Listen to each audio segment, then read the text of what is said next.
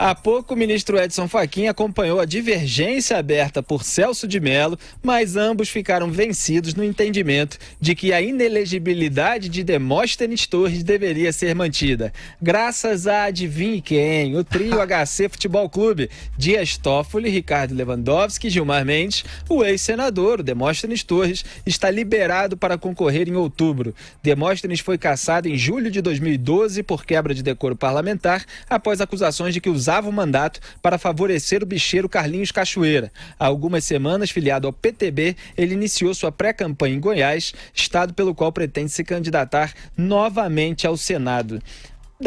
Da segunda turma é isso que se espera, Augusto Nunes. Esse trio está, inclusive, abrindo precedente. O caso do Demóstenes não tem a ver diretamente com a corrupção e a lavagem de dinheiro pela qual o Lula está preso, mas abre-se aí um precedente de você rasgar a lei da ficha limpa. Meu Deus, é gravíssimo o que ele fez. Esse Demóstenes Torres é um farsante. Ele iludiu os brasileiros de boa fé por um bom tempo. Ele fazia o papel lá de um tremendo canastrão, mas ele enganou muita gente por um bom tempo, repito. Era o canastrão que fazia o papel do homem de bem, denunciava todo mundo, até porque ele militou no Ministério Público, ele pertence ao Ministério Público, ele foi reintegrado até.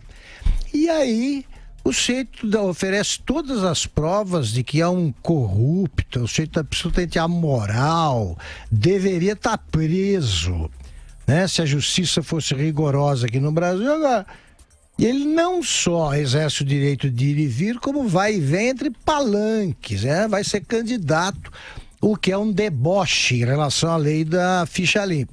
O que cabe aos eleitores de Goiás agora? Fazer esse tipo de limpeza. Não é possível que ele recupere o mandato nas urnas. Se a maioria, os eleitores que votarem no Demóstenes Torres merecem ser representados pelo Demóstenes Torres. Não falta mais prova nenhuma. E o Demóstenes estava inelegível até 2027. Estamos em 2018, quer dizer, reduziu-se 9 anos o prazo aí da inelegibilidade. Que surgiu de novo? Pois é, esse trio HC Futebol Clube, hein, Zé Maria? Tá demais. Esse caso aí eu gosto de contar a história. Olha, é o seguinte. Há 6 meses atrás, um senador, que hoje é candidato à presidência, me disse: olha, o Demóstenes está com um processo aí e ele vai ganhar a possibilidade de se eleger e, olha, pode voltar ao mandato parlamentar, porque o mandato parlamentar dele ainda não acabou. O suplente dele é que está no cargo, né? Isso por quê? O que aconteceu? Demóstenes foi acusado, né, de fazer parte do grupo do Cachoeira. Aí o processo se arrastou, o Supremo considerou que as provas não eram válidas, veja bem, não julgou o mérito, as provas foram colhidas ilegalmente, as gravações telefônicas e tal, os extratos bancários, e aí o processo contra ele se desfez. Consequência disso, ele já tinha sido expulso do Ministério Público por conta disso aí, ele foi reintegrado ao Ministério Público, entrou com ação, recuperou todos os salários de 4 anos, todos de uma só vez, ficou rico, do Ministério Público, conseguiu também todas as férias que estavam vencidas e depois ele cismou de voltar ao Senado. Entrou com pedido na mesa diretora: se o processo foi extinto, eu quero o meu mandato de volta. E evidentemente a mesa diretora, isso é impossível, não há como. Ele foi ao Supremo e pediu 2 coisas. Primeiro, a possibilidade de se candidatar, já que o processo contra ele foi extinto, porque as provas foram consideradas inválidas, e pediu para voltar ao Senado. O Toffoli, diante de toda a sua bondade, tirou a inelegibilidade dele, mas falou: não, agora essa história do mandato é um pouco demais, né? Isso é lá com os senadores. E não deu. O Toffoli poderia ter dado a voz. Olha que escândalo. Poderia, se quisesse, se decidisse, voltar o Demóstenes para o Senado Federal. Ele teria mandato até o final do ano, né? Até fevereiro, como senador de volta. Então, esta é a história. Veja bem, não houve análise do mérito. E ele queria voltar a ser senador da República. Ele foi cassado pelo plenário em votação legal e tudo mais. o que acontece? Quando ele chegou na Procuradoria, Augusto, os colegas dele viravam as costas para ele. Não falavam com ele, era como se ele não existisse ali. Tinham vergonha dele. E ele tirou férias, tirou licença, né? E continua assim, está querendo voltar para a Câmara dos Deputados ou para o Senado Federal, exatamente para ficar fora da Procuradoria. Veja bem como é complexo. Que Agora, absurdo. Levar esse caso para o Lula é complicado, porque aí o Lula teria que anular o processo contra ele. Aí eu acho difícil, Felipe.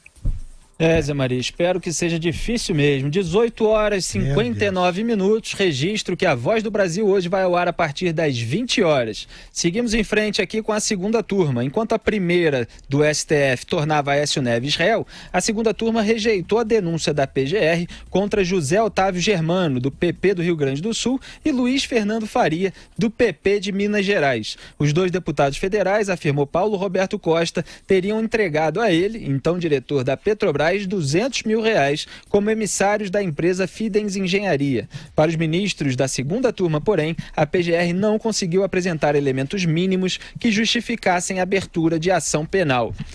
Se apresentasse, ou se é que apresentaram, será que seria diferente essa decisão? Olha, a decisão deles parece que Felipe, é sempre para o mesmo lado, né? Eles são coerentes, né? Eles absolvem todo mundo. Se eles absolveram o Lula, se eles querem tirar o Lula da cadeia, como é que eles vão condenar alguém? Então agora é o seguinte, se você absolve o chefe, tem que absolver os chefiados, os liderados, os parceiros, etc, etc. Eles vão... Quem passar ali em frente à segunda turma já leva um habeas corpus, né? Pode ser serial killer de filme americano. Eles absolvem.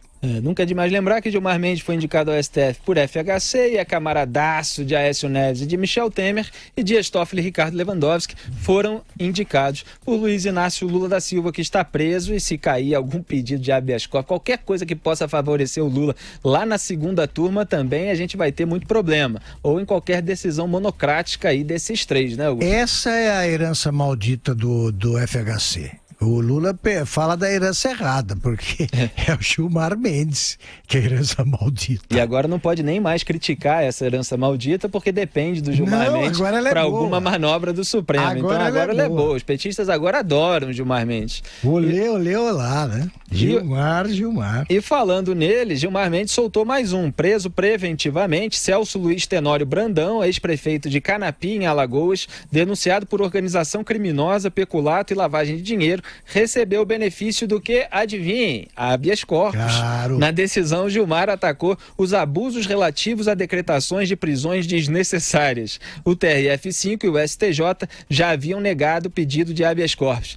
Olha aí, Tribunal de Segunda Instância negou, o Tribunal que é considerado de terceira instância, o Superior Tribunal de Justiça, negou o pedido de habeas corpus, chegou lá no Supremo Tribunal Federal e o Gilmar Mendes concedeu, com esse mesmo discurso que ele usou para votar a favor da concessão do habeas corpus do Antônio Palocci, ex-ministro petista, naquela sessão do STF que a gente comentou aqui na semana passada. A diferença é que naquela sessão, que era no plenário, não era decisão monocrática do Gilmar nem na segunda turma, ele acabou sendo voto vencido. Mas Maria, o discurso é o mesmo. Abusos relativos a decretações de prisões desnecessárias. Eu lembro que houve aquelas discussões sobre a extensão da prisão preventiva do Antônio Palocci, que está preso desde 2016, e em 2017 o Moro condenou em primeira instância, mas ele não foi condenado em segunda, então ainda não começou a execução da pena. E eles estavam julgando a prorrogação ou não da prisão preventiva do Palocci. O Gilmar foi contra e agora ele pôde decidir sozinho. Ele adora, né, Zé Maria?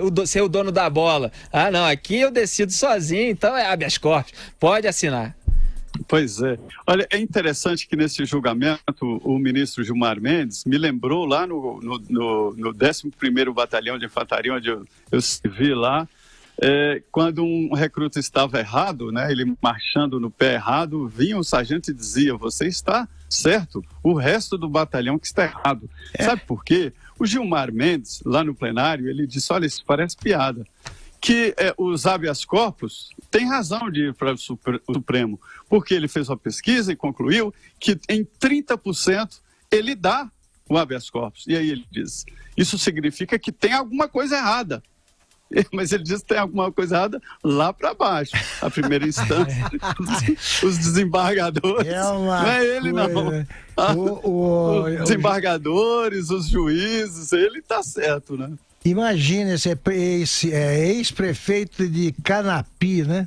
Isso. É onde o Collor, o Fernando Collor encontrou a primeira-dama, né? A Rosane Collor, ela é de Canapi. Ela é de Canapi. A família dela é de Canapi. Agora, todo mundo nega o habeas corpus, ele nem conhece o cara, ele já vai logo liberando. Por quê? É mais uma vítima da Inquisição que ele livrou da fogueira. Exato. Tem uma Inquisição. Chegou a Alagoas também e foi pegar bem o ex-prefeito de Canapi, que deve ser boa gente, né? Porque lá em Alagoas não existe isso, não, de prefeito mandar matar gente, roubar. Lá é tudo cidadão exemplar e, portanto, merecedor de um exemplar, de um produto qualquer da fábrica de habeas corpus Gilmar Mendes. Na sessão do Palocci, Gilmar Mendes chamou de tortura essa extensão das prisões preventivas, e o Marco Aurélio Mello falou que era a volta da Inquisição. Foi o Marco Aurélio que não, mas a linha é a mesma, tortura, a volta da Inquisição.